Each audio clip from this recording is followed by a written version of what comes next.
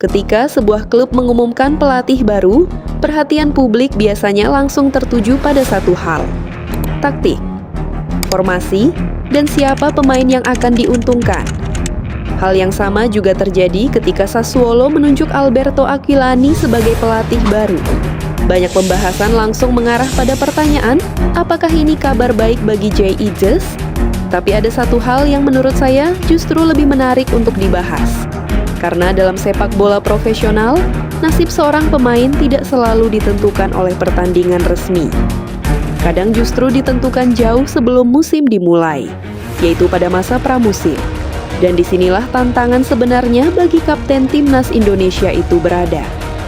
Banyak orang menganggap pramusim hanya sekadar pertandingan uji coba. Padahal bagi pelatih baru, pramusim adalah ruang sidang pertama. Di sanalah kesan awal dibentuk. Di sanalah keputusan-keputusan penting mulai lahir.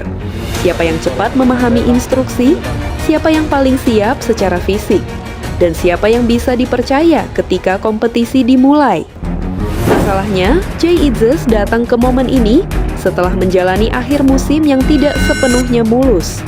Menjelang berakhirnya musim lalu, ia sempat mengalami masalah pada tumit yang membuatnya harus menepi dan absen membela timnas Indonesia pada FIFA Matchday Juni 2026. Bagi sebagian orang, itu mungkin hanya cedera kecil. Tetapi, dalam sepak bola level tertinggi, waktu adalah segalanya. Karena ketika satu pemain sedang menjalani pemulihan, pemain lain sedang berusaha mengambil kesempatan. Dan sepak bola profesional tidak pernah menunggu siapapun. Inilah mengapa beberapa pekan ke depan akan menjadi sangat penting. Bukan karena kualitas Jay diragukan. Kalau bicara kualitas, Jay sudah membuktikannya. Ia berhasil menembus kompetisi sepak bola Italia, menjadi pemain penting di klubnya, dan dipercaya mengenakan ban kapten timnas Indonesia. Itu bukan sesuatu yang bisa dicapai secara kebetulan. Tetapi, sepak bola profesional memiliki satu aturan yang terkadang terdengar kejam. Apa yang sudah Anda lakukan kemarin tidak menjamin apa yang akan Anda dapatkan besok. Pelatih baru datang tanpa membawa ikatan emosional. Ia tidak peduli siapa yang paling populer. Ia tidak peduli siapa yang paling sering dibicarakan media. Yang ia lihat adalah siapa yang paling siap menjalankan idenya. Karena itu, bagi Jay Itzes, tantangan musim ini bukan sekadar bersaing dengan pemain lain. Tantangan utamanya adalah memastikan dirinya berada dalam kondisi terbaik ketika kesempatan itu datang. Kabar baiknya, karakter yang dimiliki Jay sebenarnya sesuai dengan kebutuhan sepak bola modern. Ia nyaman menguasai bola, mampu membangun serangan dari belakang, dan memiliki kualitas kepemimpinan yang tidak dimiliki banyak pemain. Namun semua itu harus kembali ditunjukkan di lapangan. Karena pada akhirnya, sepak bola selalu berbicara tentang satu hal: pembuktian.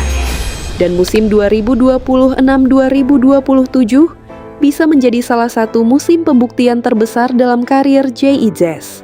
Bukan karena ia kehilangan kualitasnya, bukan karena posisinya sudah terancam, tetapi karena setiap era baru selalu menuntut pembuktian baru. Dan mungkin disitulah letak tantangan sebenarnya.